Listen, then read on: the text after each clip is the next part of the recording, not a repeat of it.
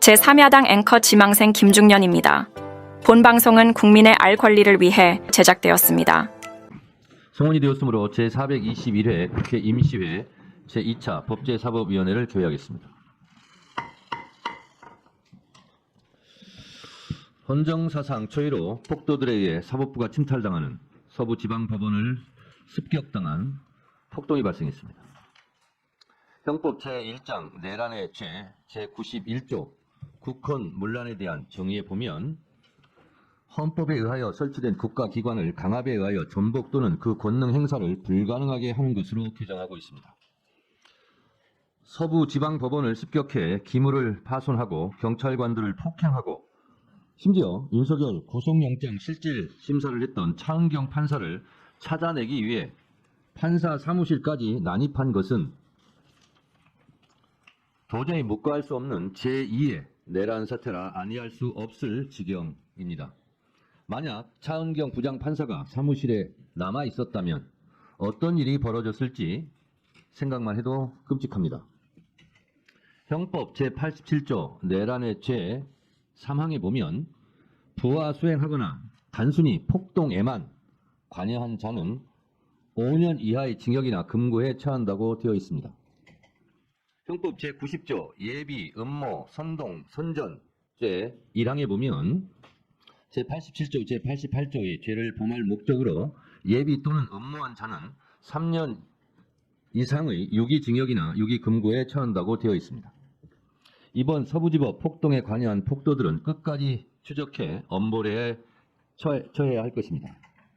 이번 폭동 사태를 가볍게 여긴다면 헌법재판소도 위험에 빠질지도 모릅니다.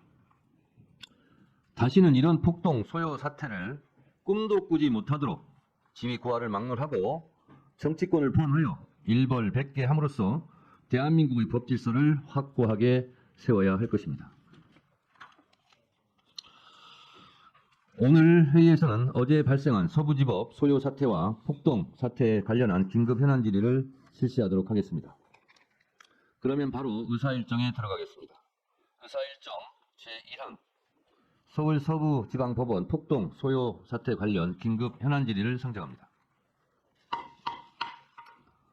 오늘 긴급 현안 질의를 위해 김서구 법무부 장관 직무대행, 배영원 법원행정처 차장, 이완규 법제처장께서 출석하셨습니다.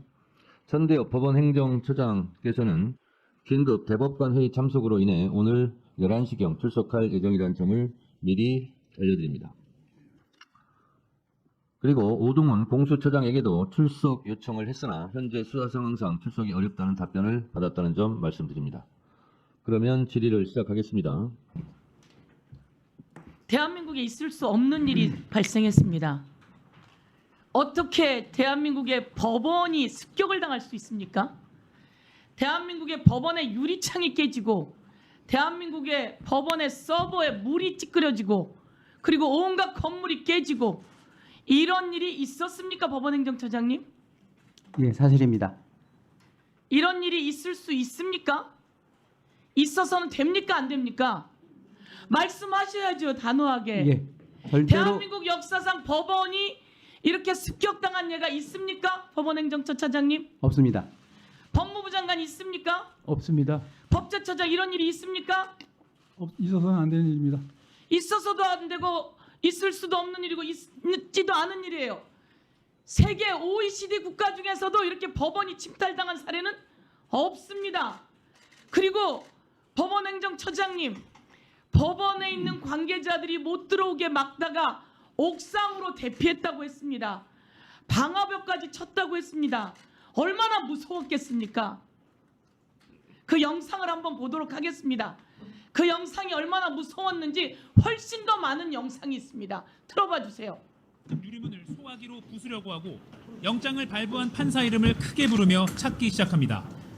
판사가 있는 곳으로 들어가는 경우예요. 3층에서 끝난 게 아닙니다.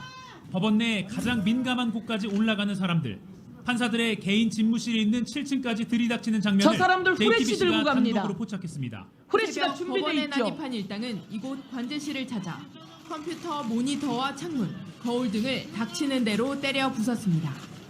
복면을 쓴 한 남성은 경찰 방패를 빼앗아 들고 와 CCTV 관제 시스템과 연결된 것으로 추정되는 컴퓨터 모니터에 그대로 집어 던집니다. 저런 영상이 있고 이 사진은 피 흘린 경찰입니다. 경찰이 이렇게 피를 흘렸고 수십 명이 저 폭도들에 의해서 다쳤습니다. 대한민국에 전두환도 법원은 안 들어갔어요. 윤석열이 국회에다가 총기를 가지고 왔어요. 총알을 넣어 갖고 왔어요. 실탄을 장전해 갖고 왔어요. 그리고 국회의원들을 4명이 4인 1조로 하나하나씩 끌어내라고 했습니다. 그런데 이게 내란이 아니라고요? 그런데 공수처가 수사하니 많이 법제처차장 그런 얘기를 하고 있습니까? 검찰이 수사하고 경찰이 수사하고 공수처가 수사하고 법원이 모든 영장이 다 맞다고 발부해주고 윤석열은 11전 11패를 당했어요. 법꾸라지 윤석열이 법을 안다고 온갖 짓을 다 하고 구속영장 적부심까지 했는데 구속영장 적부심에서 윤석열이 패배를 당했어요. 거기 나와서 선동하는 거 아닙니까? 그리고 윤석열과 같은 패 정광훈이 들어가서 윤석열을 구해오자고 합니다. 이게 말이 됩니까? 저렇게 법원이 당할 때 법원에 있는 한 사람이라도 다쳤으면 어쩔 뻔했습니까? 이에 대해서 철저히 법적 처벌을 요구하시겠습니까? 예, 그리고 이들은 폭동입니다. 폭동. 맞습니까? 맞습니다. 폭동이고 이를 선동한 자가 있어요. 이를 선동한 자 윤상현. 법원의 담을 넘어가서 젊은이들이 체포당했어요. 곧 훈방 조치될 겁니다. 이 말을 들은 모든 사람이 무슨 일이 일어나겠습니까? 법원으로 가자. 그들을 구하자. 가서 습격하자. 차은경 잡자. 이 선동을 누가 하는 겁니까? 국민의힘 윤상현이 하고 있고 그리고 미국으로 갔어요. 이 윤상현 잡아서 처벌해야 합니다. 권성동 대표 경찰에게 책임이 있다고요? 도대체 이게 대한민국 여당의 원내대표가 할 소리입니까? 그리고 이때다 싶어서 이재명을 거들먹거려요? 아닌 건 아니고 틀린 건 틀렸다고 말해야 되는 거 아닙니까? 이게 아닌 건 아니고 틀린 건 틀렸다고 말하고 국민 앞에 사과해야 되는 거 아닙니까? 대한민국에 법원이 습격당한 적이 있어요? 자, 7층입니다. 7층에 판사들이 있는지 판사 집무실이 있는지 저도 몰라요. 판사 집무실이 있는 걸 알기가 쉽지 않습니다. 그리고 그 문을 깼어요. 그리고 차은경을 찾아 들어갔어요. 차은경 판사가 있었으면 무슨 일이 생겼겠습니까? 또 증거를 지우기 위해서 CCTV 관제실로 들어갔어요. 관제실 상황은 어떻습니까?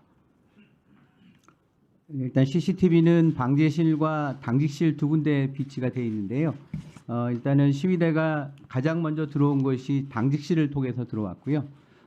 당직실을 점거하는 과정에 있어서 CCTV를 훼손하는 영상이 언론을 통해서 보도된 바 있습니다. 그리고 저희가 이 직후에 현장을 봤었을 때 CCTV가 손상이 됐고요. 현재 그것을 복원하기 위해서 절차를 진행을 하고 있습니다.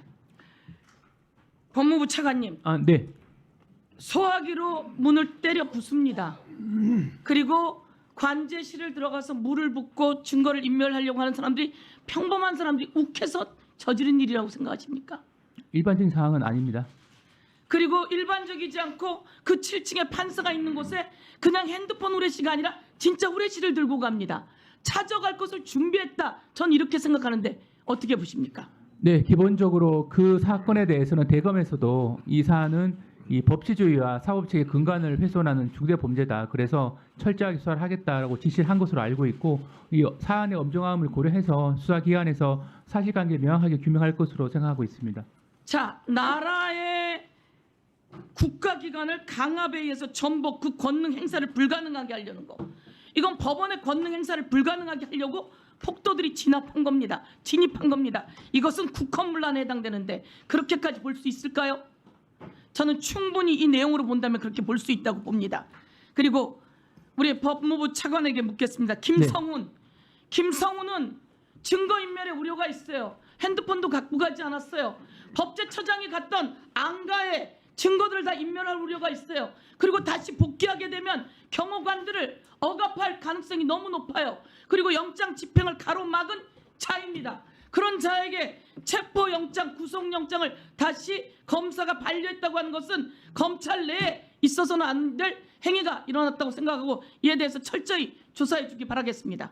네, 담당 검사는 도주와 증거인멸 우려가 없고 재범 위험성이 높지 않다는 이유로 영장에 대해서 청구를 하지 않은 것으로 알고 있는데 사실관계는 한번 더 확인해 보도록 하겠습니다. 여러분의 구독과 좋아요는 애국입니다.